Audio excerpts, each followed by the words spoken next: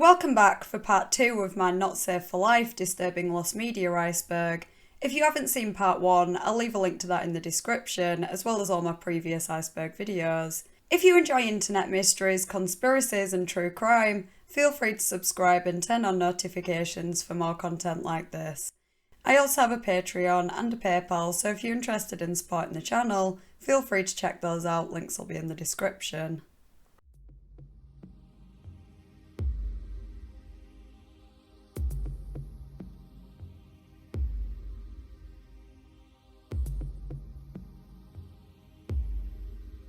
This video will include vague descriptions of some extremely disturbing content that might be triggering for some. You can watch an ad-free and uncut version of this video on my Patreon, which features more gory details and extra entries that were too graphic for all audiences.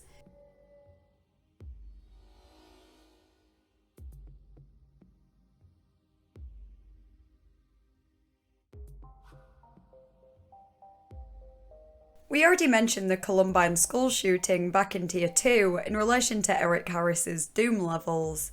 Another piece of partially found media is the basement tapes, which are thought to be between 3 and 4 hours of footage featuring the pair detailing their motives, reciting a kill list, and showing their weapons, amongst other things. There are a total of 5 tapes, 2 of which have been released. One shows the pair shooting at the Rampart Range, and the other is a short film they created as a school project just months before the shooting, titled Hitmen for Hire. Transcripts for the other tapes were released some time later, so we know the contents of them, but there's a good chance the footage itself was destroyed. An unknown party requested access to them in 2015, only to be told that the sheriff's office no longer had any documents in its possession responsive to their request. A spokesperson for the sheriff's office later confirmed that the tapes had been destroyed and that no copies are known to exist. There is some CCTV footage on YouTube of the shooting itself, as well as 911 calls, but there's something particularly eerie to me about seeing the pair running up to the event.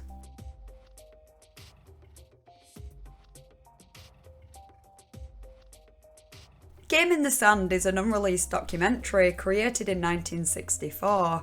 The runtime is around 14 minutes, and the film is in black and white. It reportedly involved a cardboard box, 4 children and a rooster, which is at one point buried up to its neck in sand. Nothing else is known about the plot, but it's thought that the rooster was killed and that there were other disturbing occurrences. 6 years after Game in the Sand, the director, Werner Herzog, released a comedy-drama film titled Even Dwarfs. During filming, an actor was accidentally set on fire and run over by a truck, and there were some very controversial incidents involving animals. Werner has compared the production of both movies, but said in relation to Game in the Sand that things got out of hand, and therefore he never released the movie, even hinting that he might destroy it before his death. I would say things got out of hand would be an understatement regarding Even Dwarfs, and it's safe to assume that whatever happened during the filming of Game in the Sand was even worse, considering only 3 or 4 people have been allowed to see it.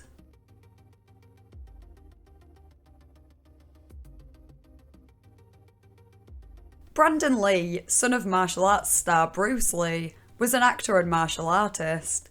He was rising in popularity back in the early 90s, and was cast as the main character in The Crow, a 1994 action horror film. In 1993, Brandon was on the set filming a scene where his character is shot and killed by thugs who he just caught assaulting his fiancée. A gun was loaded with blank cartridges, however there was a malfunction, and the spent blank casing from the previous scene had become lodged in the barrel. When it was fired again, the lodged bullet shot out with almost the same force as if the round were live, and it hit Brandon in the abdomen. Brandon fell down, as his character was supposed to, and when he didn't immediately get back up after, the crew initially thought he was still acting or joking around. When they realised he was unconscious, they called an ambulance, but still didn't realise he'd been shot at this point, as there was no blood. He died at the hospital later that day.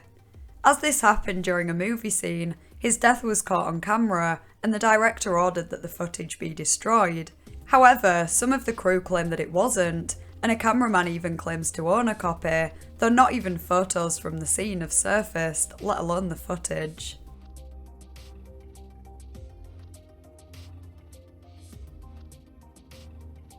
Groupie was a short film created by Marilyn Manson in the 90s. It was filmed at Manson's house during a house party and starred an unnamed stooge actress who played a young groupie. The full plot isn't known, but the parts that have been revealed are pretty disturbing. A gun is somehow involved and a fight takes place. Apparently blood is shed, though I have no idea whose. Whatever else happened was so realistic that many of the party's guests were shaken up and thought it was all legitimate. I'm not even surprised. Can you imagine going to a house party and suddenly all hell breaks loose? The immersion could partly be chalked up to good acting, but it's rumoured that the actress wasn't actually aware of everything before she agreed to it. The general plot was probably outlined to her, but maybe she didn't realise how far it would get taken, in which case the film would show a mixture of acting and genuine reactions to the bizarre events of the night. A very short clip from the film can be seen at the end of Manson's live video album, Dead to the World, but the rest has only been seen by Manson himself, his manager Tony Ciula, and his friend Andy Dick. Tony believed that if the movie was released to the public, it would result in the end of Manson's career, or that he could even go to jail, so he advised him against it.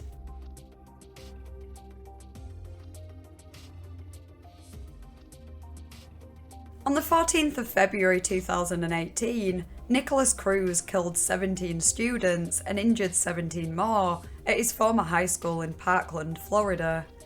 He attempted to flee the scene but was found and arrested 40 minutes later.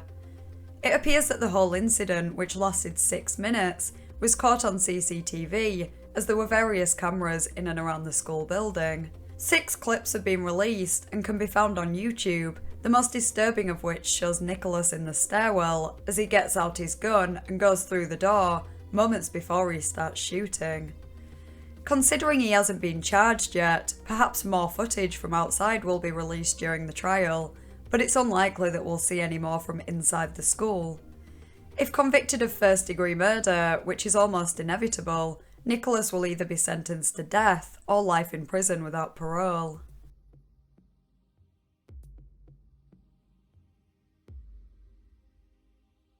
Siegfried and Roy were a pair of German magicians and entertainers who would often use white lions and white tigers in their performances.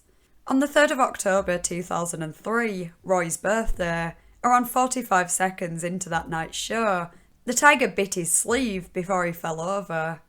The tiger jumped on top of him before dragging him off stage.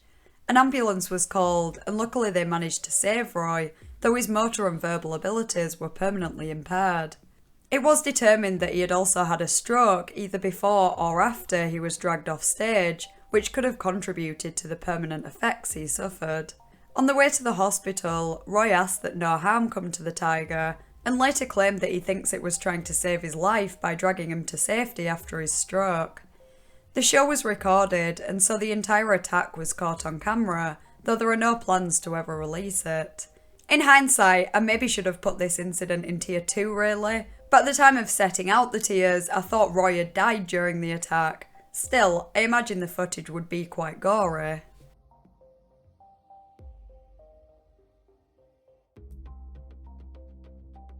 McCamey Manor is, or was, an extreme haunted house where people would literally be tortured, emotionally and physically.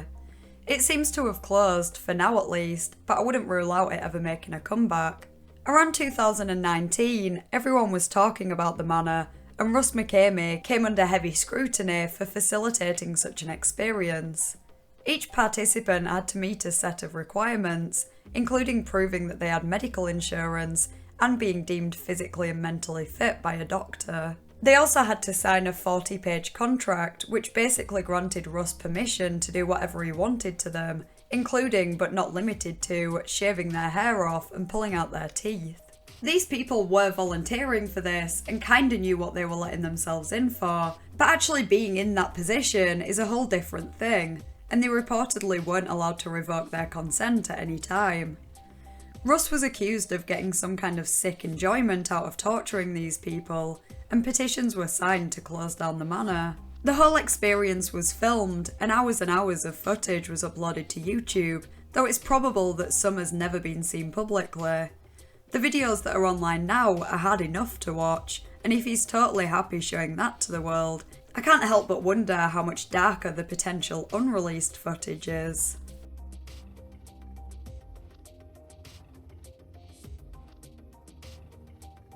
On the 16th of April 2007, Sung-Hoo Cho, a senior at the Virginia Tech University, launched 2 separate attacks on students in the same day, killing a total of 32 people and wounding 17 others before taking his own life.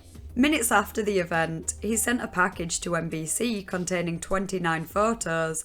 The first couple could easily be mistaken for an average, happy person, but the rest show him posing and pointing guns towards the camera. There were also pages and pages of writing, plus around 25 minutes of footage which consisted of Cho rambling about how he wanted to get even, whatever that meant, and how this could have been prevented, but he was pushed to do it. NBC published a few photos and short clips from the video, but the rest will probably be kept hidden.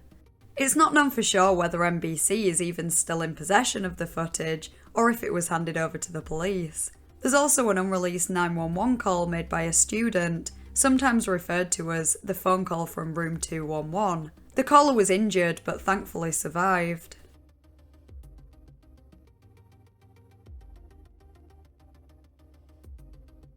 Hugh Hefner was the founder of Playboy magazine and was known for having up to 7 girlfriends at the same time, who all lived with him in the Playboy mansion, where huge and extravagant parties were held. Years before he died, Hef arranged for a concrete-lined casket full of tapes, photos and letters of his various experiences over the years to be dumped in the ocean, reportedly because parties at the mansion were getting wilder and wilder and he worried that someone would steal the footage. Over the years, Hef was accused of misconduct on more than one occasion, and there were even rumours that underage girls attended his parties. Taking those claims into consideration, and the fact that Hef went to such great lengths to get rid of the casket, one can only imagine what it might contain. Given his track record, it's unlikely that he got rid of the tapes to protect the reputations of the women who featured in them, and if anything, it could have been to prevent any legal action being taken against himself. I have a whole video on this if you want to know more.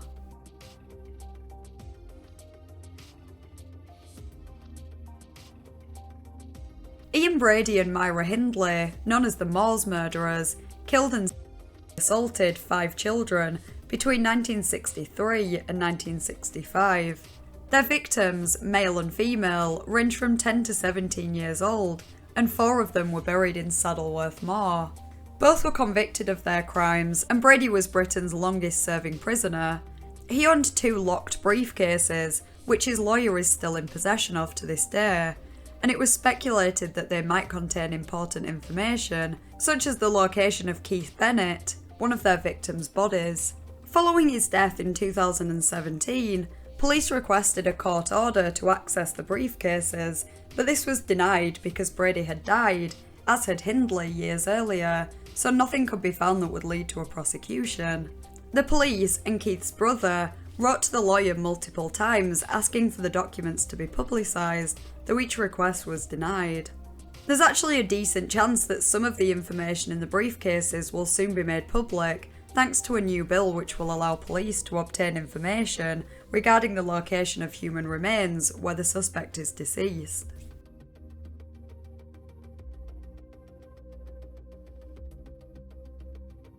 Steve Irwin was an Australian wildlife expert and TV personality, also known as the crocodile hunter. Throughout his career, he came into frequent contact with various animals from all around the world, mostly crocodiles, but also snakes, tigers, monkeys, elephants and more.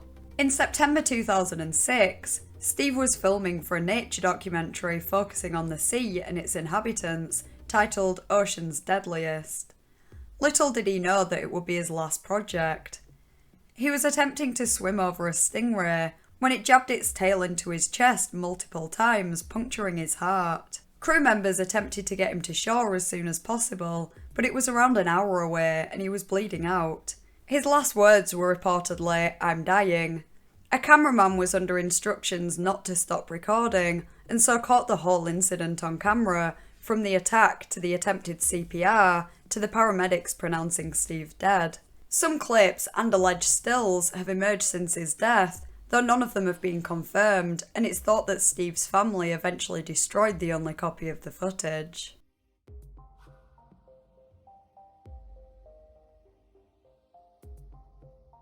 Palestina, or Tina Iser, born in Brazil in 1972, was an American girl who was murdered by her parents in an honor killing in Missouri. Her father, Zine, was a Muslim, and her mother, Maria, was a Roman Catholic. When Tina was younger, she had a close relationship with her father, however it deteriorated as she got older and became westernized, so to speak. She liked American music and pop culture, and in January 1989, got into a relationship with Cliff Walker. This angered her parents for two reasons, one being that Zine wanted to arrange for Tina to marry a man from his hometown, and the second being that Cliff was African American. Zine reportedly had a disliking towards black people because Palestinian business people had been targeted by black criminals. The family already disapproved of Tina's lifestyle. She attended a prom at school and they sent people to force her to come home. She got a job at Wendy's, but they thought she should be working at the family grocery business. The relationship was the final nail in the coffin, and after finding out about it, Zine made phone calls where he spoke about Tina damaging the family's honour and saying that she needed to die. On the 6th of November 1989, at the age of just 16, Tina was murdered by her father as her mother pinned her down. At the time, Zine was being monitored by the FBI due to his involvement with the Abu Nidal organisation, a terrorist group. They had bugged his house and had therefore recorded Tina's murder on an audio cassette. The FBI refuses to discuss these tapes, and only some of them were shown at the trial, so it's not known whether or not they could have prevented the killing. The rest are probably still in possession of the FBI, and as far as I'm aware, none have ever emerged online. Both parents were sentenced to death, but neither were actually executed. Zine died in 1997 due to complications from diabetes, and Maria had her sentence reduced to life and died in 2014.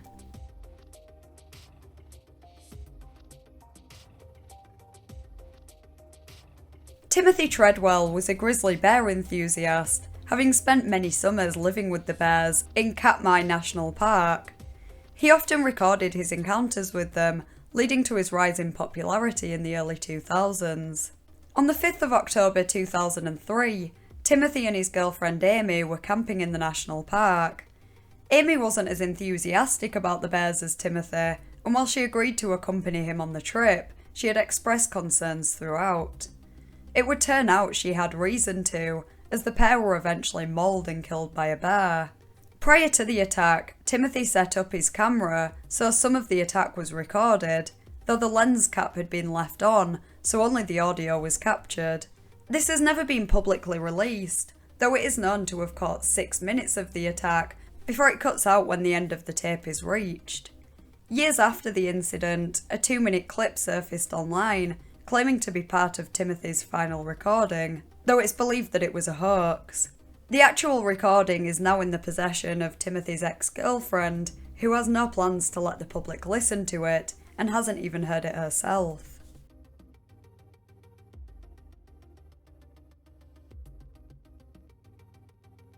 On the 8th of January 2011, 22-year-old Jared Launer shot 18 people during a constituent meeting, including US Representative Gabrielle Giffords, a federal district court chief judge, and a 9-year-old girl. 6 people died and the rest were injured. Jared was arrested at the scene and later found incompetent to stand trial after 2 medical evaluations indicated he suffered with paranoid schizophrenia. However, a few months later, he was found to be competent and sentenced to life in prison after pleading guilty. Jared was reportedly obsessed with Gabrielle, and it's not clear to me whether he intended to kill or injure so many people, or if he only meant to kill Gabrielle and the rest were collateral damage, or if he just kinda lost it after his first kill.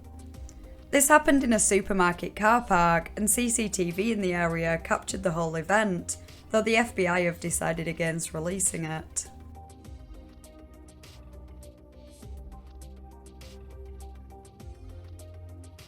In September 2019, a woman found an SD card in the street in Alaska. Curious as anyone would be, they set out to find what was on the tape, a decision they'd soon come to regret. It contained 39 photos and 12 videos of a woman being assaulted and murdered. She handed it to the police, who recognised the perpetrator's distinctive South African accent from a separate investigation and identified him as Brian Smith. 2 days after the memory card was found, human remains were found and eventually determined to be the woman in the video. Brian pled not guilty to the murder, but confessed to shooting another woman during his interrogation. It's unclear to me whether Brian accidentally lost the SD card or if he purposely left it for someone to find. I'm guessing it wasn't intentional, because the footage was crucial in identifying him and providing evidence of what he'd done. There are many articles on the murders around the time that Brian was arrested, but for some reason I wasn't able to find any updates, so it seems that the trial hasn't occurred yet. Whenever it does, we might end up seeing small and censored clips from the SD card, but in all likelihood, most, if not all of it, will remain in possession of the prosecution.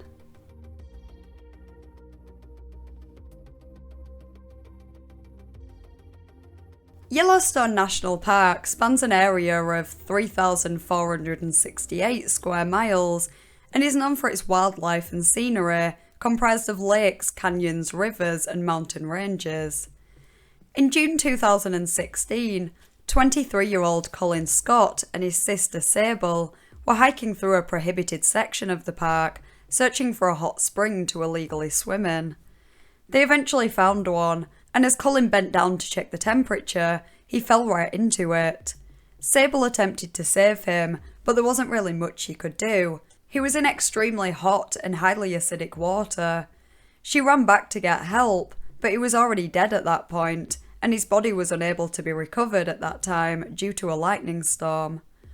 When park officials returned the next morning, all that was retrieved was Colin's wallet and flip-flops, and everything else, including his body, had totally dissolved.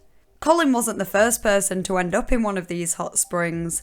In 1981, 24-year-old David Kerwan dived into one of the pools to save his friend's dog. His friend managed to drag him out of the pool, and he made it to the hospital, but the damage was already done, and sadly neither he or the dog survived. Colin's death might be one of the only incidents of that nature that was caught on camera, though the footage has never been publicised.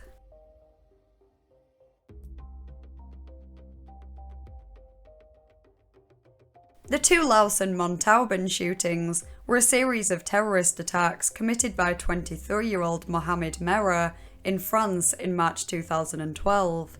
7 people were killed and 5 were injured. The attacks occurred between the 11th and the 19th of March and were targeted at French soldiers and Jewish civilians. Prior to this, Mohamed had a criminal record, but nothing too serious. One of his brothers stated that he and his siblings were raised in an atmosphere full of racism and hatred, and it's thought that Mohamed became even more radicalised after visiting Afghanistan and Pakistan. He claimed his motive for committing the murders was his disagreement with France's participation in the war in Afghanistan, as well as its ban on Islamic face coverings. On the 22nd of March, following a manhunt, he was killed by a police tactical unit. He filmed the attacks using a camera attached to his body, and as far as I'm aware, none of this footage has been released to the public, though it is known that he made a video of it where music and Quran verses were playing in the background.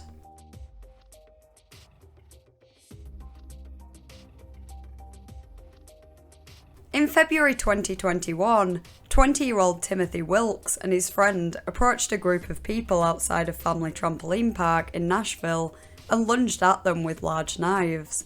It was supposed to be a prank that was filmed for YouTube. What could go wrong? One member of the group understandably thought they were genuinely being attacked, so pulled out a gun and shot Timothy, causing his death. The perpetrator was seen to be acting in self-defense. clearly not realising it was supposed to be a joke, so no one was arrested over the death. The footage has never surfaced online, and even if the prank hadn't gone wrong, the video would not have been allowed on YouTube since it started banning content that shows dangerous or threatening pranks, amongst many other categories, a couple of years ago.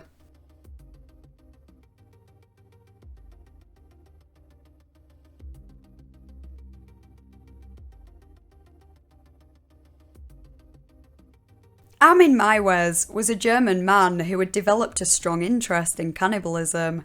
He visited the Cannibal Cafe forum and others, attempting to find a willing victim who would consent to being killed and eaten. In 2001, he eventually found Bernd Brandes, and the pair met and actually went through with the plan. Armin was not arrested until December the next year, at which time police found a 2-hour-long tape in his possession, which showed Bernd's death and Armin preparing the body to eat. Armin likely filmed the event for his own entertainment, but also to serve as evidence of Bernd's consent. As disturbing as all this is, it does appear that Bernd died exactly how he wished to. The tape was posted to the Cannibal Cafe forum, where Armin described the events of that day in shocking detail, and hinted that he was looking for a second victim. No one appears to have saved the video from Cannibal Cafe, or if they have, it hasn't been re-uploaded, and it almost definitely will never be released by authorities, especially considering some people who watched it during Armin's trial needed therapy after. 4 alleged screenshots have emerged, though their validity is unconfirmed. I have a whole video on the Cannibal Cafe if you'd like to know more.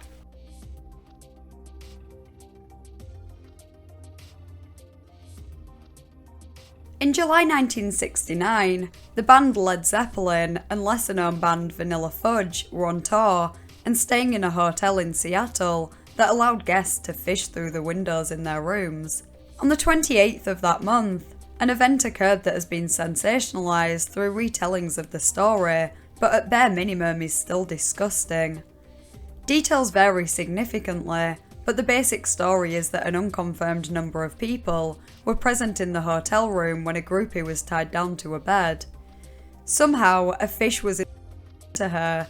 Some claim it was a normal fish, others claim it was a shark. Different versions of the story say the fish was alive or dead, and that it was into pieces. Richard Cole, Led Zeppelin's road manager, claims he was the one to introduce the fish, in a statement that weirdly almost sounds like he's bragging about it.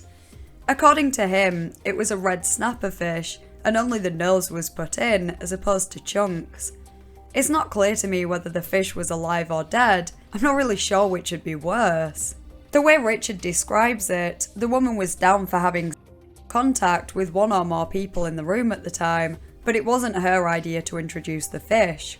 He claims she really enjoyed it, that it was nothing malicious or harmful, and that no one was ever hurt. I'm not saying I don't believe him, but I can imagine a situation where the woman wasn't totally comfortable with what happened, but she went along with it anyway because she was a huge fan and didn't feel that she was able to say no. Obviously I don't know for sure, but I don't think there's many women who would fully consent to that, let alone enjoy it. There are rumours that the event was outright not consensual, and that the woman was physically forced and tied down against her will. Though considering we only have accounts from people that were in the room who, on the off chance this wasn't consensual, would have a reason to lie, it's impossible to confirm or deny that rumour. Max Steen of Vanilla Fudge claims to have filmed the incident and given the tapes to their road manager, though they have never surfaced.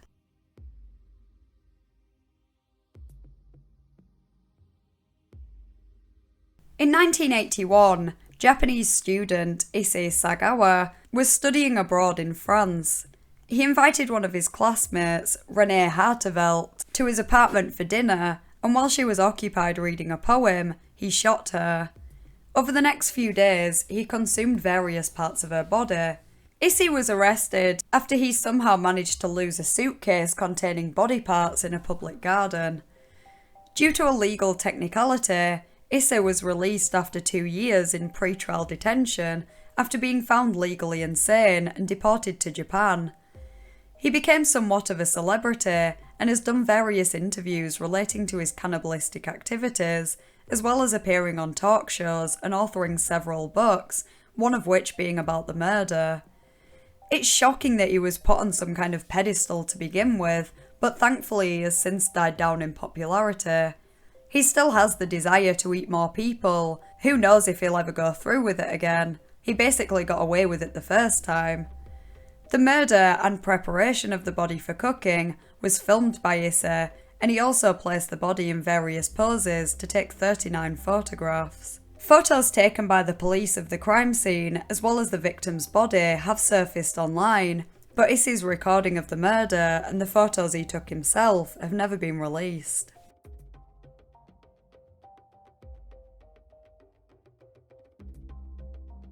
I hope I'm not the only one who's interested in rumoured lost media that may not even exist. A perfect example is Last Breath Studios, about which there is very little information online. One of the few mentions I found about it was from vk.com, which appears to be like a Russian Facebook. It's a post about videos that are on the internet but very difficult to find, and the last part on Last Breath Studios translates to "Films from Last Breath Studio, a very old snuff studio by the standards of the media time. I don't even know if it releases films now, but in the 90s it was popular among those who were interested in the topic of vulgar murder of a person. Presumably their most popular movie is Flowerday Snuff, the wear and tear of 18-year-old Tanya Flowerday. This is a private movie which is not particularly distributed anywhere. On the contrary, it was sold on VHS cassettes, even at a time when DVDs were already progressed. It is about this studio that Alexei Balabanov speaks in his interview.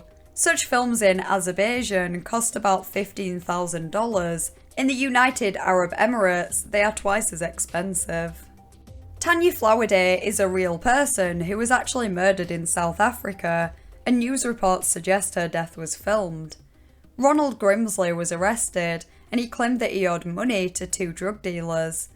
He wasn't able to pay, so made a deal. He would give them Tanya and they'd wipe the debt. The 3 men assaulted her, and according to Ronald, the dealers murdered her, and it all happened on camera. It doesn't sound like the 2 dealers were ever caught, if they even existed that is, as they could have just been fabricated by Ronald in an attempt to lessen his sentence. I'm not sure if the footage was ever found. It at least doesn't appear to be online now. Maybe Ronald or the dealers were associated with Last Breath Studios and distributed the film through the company, but that's just speculation, as there's not much in the way of solid evidence for its existence.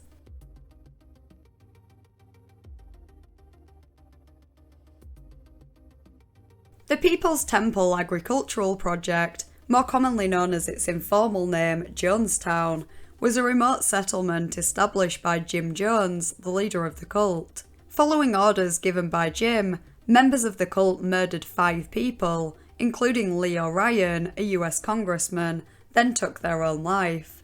On the 18th of November 1978, 918 people died at the settlement, almost all of them from cyanide poisoning. This was initially reported as a mass suicide, though today it's widely accepted that many of these people did not willingly choose to take their own lives. Some of them were minors, and some of them were injected with poison, which hints more at murder. Guards surrounded the settlements and were given orders to shoot anyone who tried to escape. An NBC cameraman was present when the tragedy occurred, and various scenes were caught on camera. It's unknown exactly how much footage was captured of that day, but a total of 13 hours of video was recorded that week. NBC is in possession of other related videos, such as the shooting mentioned previously, and an interview with Jim Jones earlier that day. And other snippets might well surface in the future.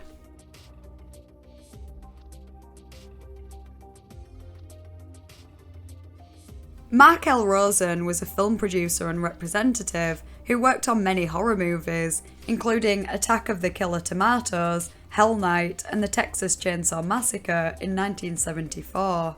In 2008, he featured in Snuff, a documentary about killing on camera, which explores the urban myth of the snuff film, a film where someone is actually killed for the purpose of the movie, which is then sold for financial gain. There are many instances of someone getting murdered on camera, some of which we've already discussed, but not necessarily for the purpose of filming it and selling the footage. There are many rumours of these films existing, and it makes sense that someone somewhere has created one at some point, but no confirmed examples are widely known of. Anyway, in the documentary, Mark claimed that in the early days of his career, when his job was to assess various adult films for potential distribution, he was contacted by a man from the Philippines who had made a very violent adult movie, which ended with a character getting murdered. The man had described the movie as unique, hard to acquire, and unlike anything he had ever seen. Mark was, at the time of watching, and still is convinced that what he saw was real, and that the woman was actually murdered. The camera zooms in to show the wound on her neck, and Mark claims that it looked far too realistic for it to be special effects. The movie he described has never been found, and some question the validity of the story. It's possible that he made it up for the purpose of the documentary, or that he was wrong about it being real and it was just really good special effects. Mark was visibly distressed when describing the content of the film. He could have just been acting, but assuming he's telling the truth, it does seem like he at least really believes it was real.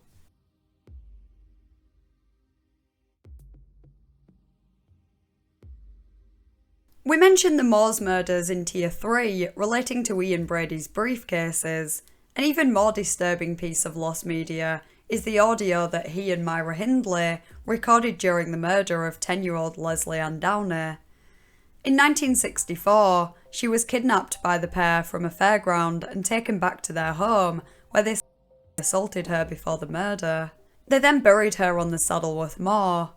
In addition to the 13-minute-long tape, Brady took 9 photos of her.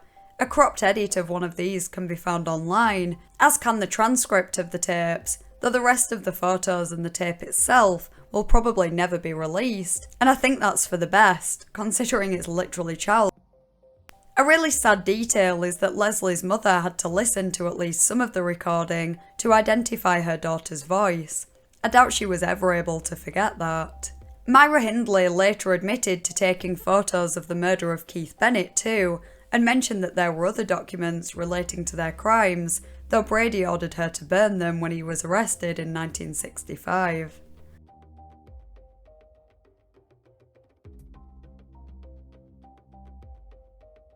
Kenneth Pinion was an engineer who lost the ability to experience certain sensations following a motorcycle accident. As a result, he began experimenting with extreme acts. Eventually, he met a group of people online and started meeting with them at a farm, the owner of which apparently unbeknownst to the activity that was occurring there. The men would film each other engaging in with the horses and also each other, then share it online. On the 2nd of July 2005, Kenneth and another member of the group were filming each other with a horse when Kenneth sustained serious internal injuries, including a perforated colon. He was taken to the hospital, but he had already died by the time he arrived. Following his death, a video circulated online titled 2 Guys, 1 Horse, which was actually one of the first viral reaction videos. It showed Kenneth doing his thing with a horse, but was not the occasion that he died on. I assume that video is still online somewhere, but I have no desire to search for it, and as far as I'm aware, the footage of Kenneth's death is not publicly available. Prior to the incident, it was actually legal in Washington state, however Kenneth's death resulted in its ban.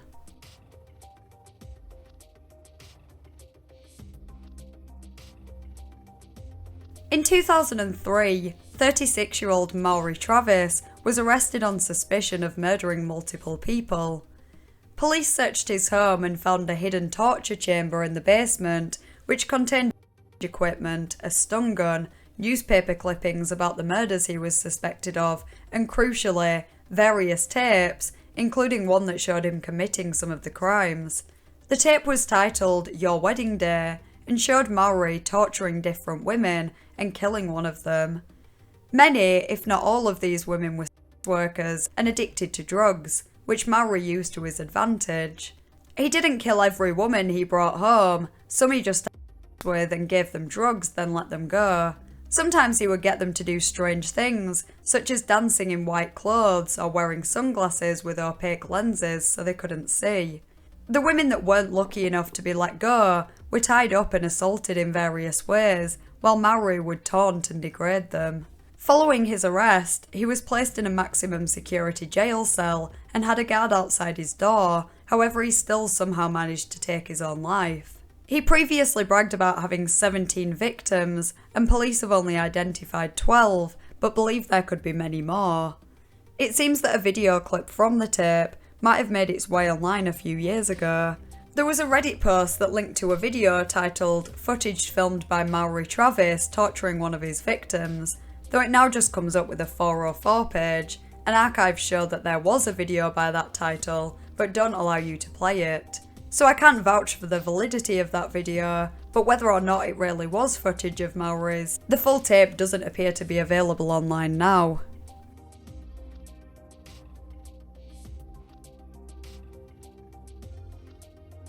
Jeffrey Epstein was an American financier who was convicted in 2008 after many allegations that he had girls as young as 14. He served just over a year in custody, but was allowed work release. In 2019, he was arrested again on federal charges for the trafficking of minors. The next month, he reportedly took his own life in his jail cell, though many believe he was murdered to prevent him testifying against anyone else. Epstein allegedly installed multiple hidden cameras in various locations around his properties to record guests engaging in inappropriate activities with young girls, then used the footage to bribe them with. Police found hidden cameras when they raided his property in 2006, and in 2018, Epstein said he had dirt on powerful people, specifying activity and recreational drug use. When his apartment was searched following his second arrest, compact discs were found locked in a safe labelled "Young Name plus Name," presumably the name of the young girl in each video and the name of whoever is abusing them. None of this apparent footage is publicly accessible, and whoever they might feature is a matter of much speculation. Epstein was known to associate with many rich and famous people, including Donald Trump, Bill Clinton, and Prince Andrew, and any of them could have appeared in these blackmail tapes.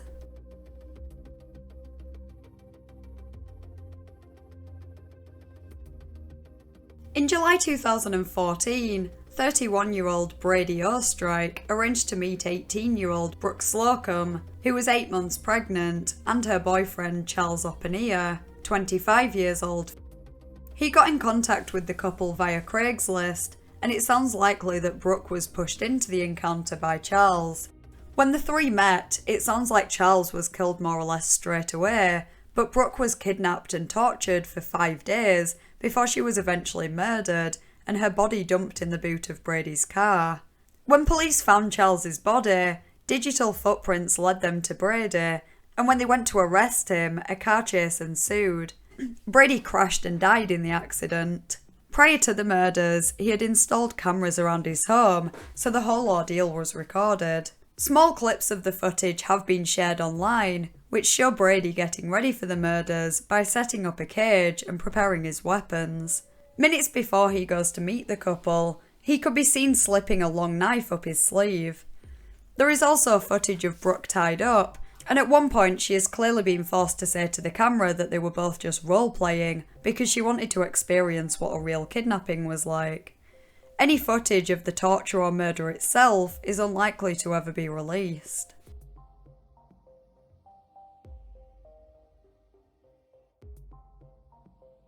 David Parker Ray, also known as the Toy Box Killer, was a suspected serial killer.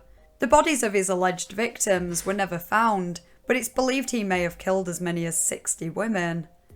He kidnapped 5 or 6 girls a year and held them captive for 3 to 4 months in his soundproof trailer, designed especially for torturing his victims.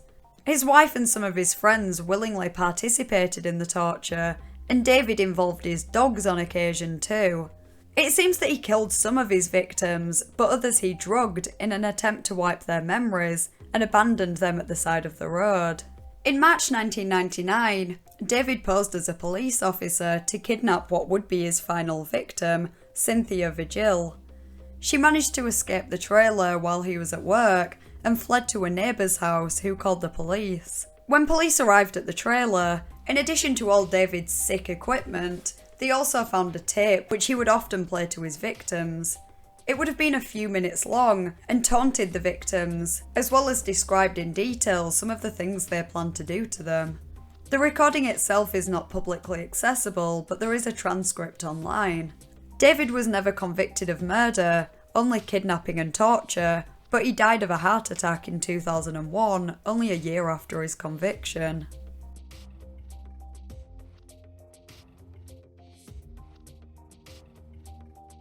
Pseudoscorpion is the title given to quite possibly the most disturbing album of all time.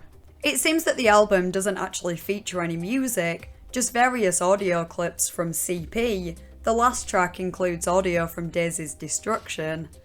There is somewhat of a storyline, albeit a vile one, basically about a little girl becoming a slave. Things escalate throughout until she is tortured towards the end. The man behind the album seems to be quite an elusive character, for obvious reasons. There's much speculation, but next to no information is known for sure about him. It was rumoured that he was arrested in 2017 after he seemingly vanished from the internet, but there's no evidence to suggest that's true. It seems that Pseudoscorpion originated on the dark web and made its way to the clearnet via 4chan, unsurprisingly. It was allegedly shared on Reddit and other social media too, but is now nowhere to be found. 4chan threads discussing it were deleted, archives were also removed, and honestly I think that's for the best. I highly advise against trying to find this album. This stuff isn't even grim in an interesting way, it's just straight up disgusting. Regardless, seeing as it is literally classed as CP, it's illegal to possess.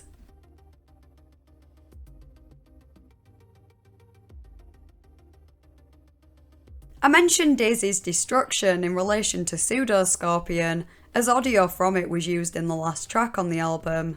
The existence of the video has been confirmed, but I've seen slightly varying accounts on what it features. The most common summary is that there were 3 young girls, one of whom only 18 months old, and the others 11 and 12 years old.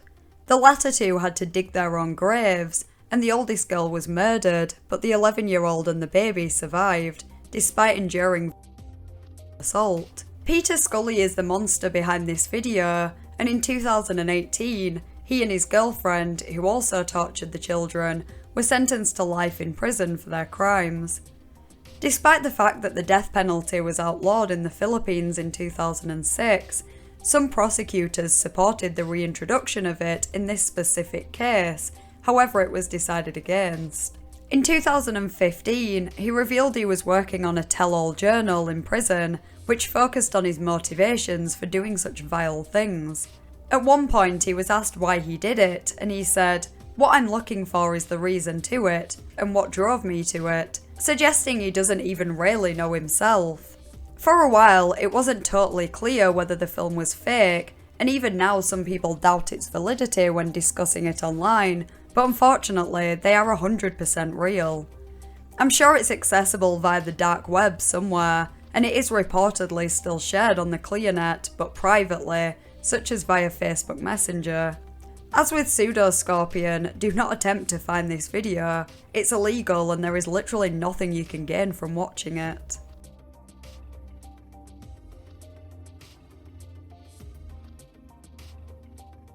In 2007, the public became aware of the destruction of around 100 tapes showing enhanced interrogation techniques, which basically means torture, inflicted on 2 suspected Al-Qaeda suspects. Abu Zubaydah was detained by the CIA in 2002, and a camera was set up to film him constantly. A total of 90 tapes were recorded in the space of 8 months, and some of those showed him being tortured using methods such as waterboarding. Abd al-Rahim al-Nashiri was also tortured on camera, though he only featured in 2 of the tapes.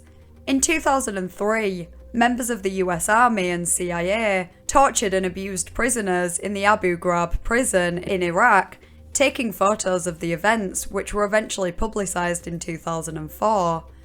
Naturally, there was outrage, and this got the CIA wondering if it was time to destroy their interrogation tapes. They decided against it, however by 2005, several top leadership positions had changed at the CIA, and now different people were in charge. Ultimately, a decision was made to destroy the tapes. This was unbeknownst to the public at the time, so the tapes never made their way online, and it's unlikely any copies were made. In 2007, an investigation was launched into the destruction of the tapes, however it was closed nearly 3 years later, with no criminal charges filed. So that concludes my not safe for life disturbing lost media iceberg. I'd be interested to hear your thoughts in the comments, as well as any other examples of lost media you can think of. If you enjoyed the video, please consider liking and subscribing. A huge thank you to my patrons, whose names are on screen now. I really appreciate your support. Thanks for watching, and I'll see you next Thursday in a new video.